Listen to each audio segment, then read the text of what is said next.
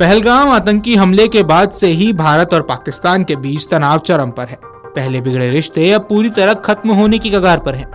इसी बीच नियंत्रण रेखा पर कुछ स्थानों पर पाकिस्तानी सेना की ओर से फायरिंग की गई।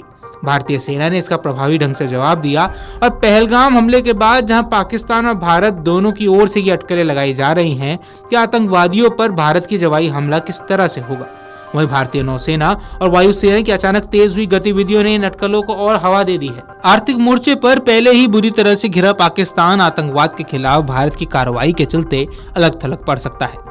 पहलगाम में बर्बर आतंकी हमले मामले में अमेरिका, रूस, इजराइल, ब्रिटेन, फ्रांस, जापान जैसे देश पहले ही भारत का रुख का समर्थन कर चुके हैं।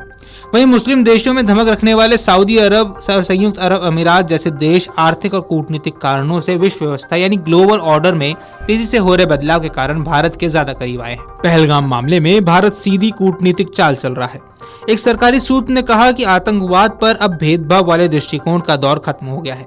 अब दुनिया का कोई भी देश आतंकी हमले पर पहले की तरह चयनित दृष्टिकोण को नहीं अपना सकता।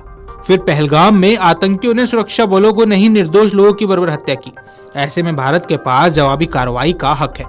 हमें यह नहीं भूलना चाहिए कि भारत का रुख आतंकवाद के खिलाफ कार्रवाई करने का है, न कि किसी देश विशेष पर हमला करने का। विदेश सचिव विक्रम मिस्त्री ने गुरुवार को G20 देशों के राजनयिकों को अपने इस रुख से परिचित कराया, जिसे व्यापक समर्थन भी मिल चुका है।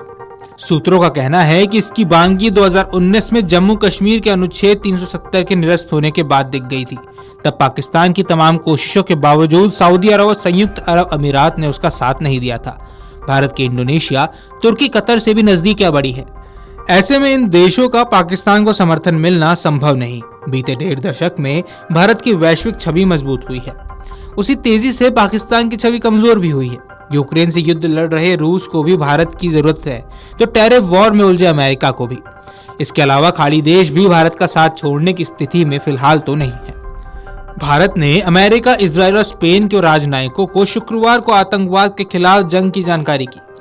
इजरायली राजदूत येविनेर अजार ने कहा कि हमने भीषण आतंकी हमले के लिए संवेदनाएं प्रकट की हैं। यह महत्वपूर्ण क्षण है, हम भारत के साथ खड़े हैं। हमने आतंकवाद के खिलाफ लड़ाई और सहयोग बढ़ाने के तरीके से जुड़ी चिंता पर चर्चा की। अमेरिकी प्रभारी डी अफेयर्स जॉर्गन के एंड्रयू, स्पेन के राजदूत भी विदेश मंत्रालय के साउथ कार्यालय में देखे गए। गुरुवार को विदेश सचिव विक्रम मिस्त्री ने जर्मनी, जापान, पोलैंड, ब्रिटेन, रूस समेत कई देशों के राजनयिकों को पहलगाम हमले से जुड़े तथ्य साझा किए। बता दें कि जम्मू कश्मीर के पहलगाम में मंगलवार को आतंकियों ने पर्यटकों पर अंधाधुंध गोलियां बरसाकर 26 लोगों की नृशंस हत्या कर दी थी। सेना की वर्दी में आए दहशतगर्दों ने पहलगाम की बायसन घाटी में पर्यटकों से पहले उनका धर्म पूछा, परिचय पत्र देखे और फिर हिंदू हो कहकर गोली मार दी। 26 मृतकों में ज्यादातर पर्यटक हैं, जबकि 2 विदेशी और 2 स्थानीय नागरिक शामिल हैं। हमले में करीब 17 लोग घायल हुए। वहीं सुरक्षा एजेंसियों ने कुछ संदिग्धों को भी हिरासत में लिया। 3 जुलाई से शुरू होने जा रही श्री अमरनाथ यात्रा से पहले इस कायराना हमले की जिम्मेदारी पाकिस्तानी आतंकी संगठन लश्कर ए तैयबा से जुड़े गुर्द द रेजिडेंट फ्रंट ने ली है। फरवरी 2019 में पुलवामा में हुए हमले के बाद से जम्मू कश्मीर में ये सबसे बड़ा आतंकी हमला है। उस हमले में सीआरपीएफ के 47 जवान मारे गए थे। खबरों के मुताबिक पहलगाम हमले में पाकिस्तानी आतंकियों के साथ स्थानीय आतंकी भी शामिल था। जारी किए गए 3 आतंकियों के स्केच की पहचान कर ली गई है। पहलगाम आतंकी हमले के बाद पूरे देश में सुरक्षा व्यवस्था को लेकर अलर्ट जारी किया गया है।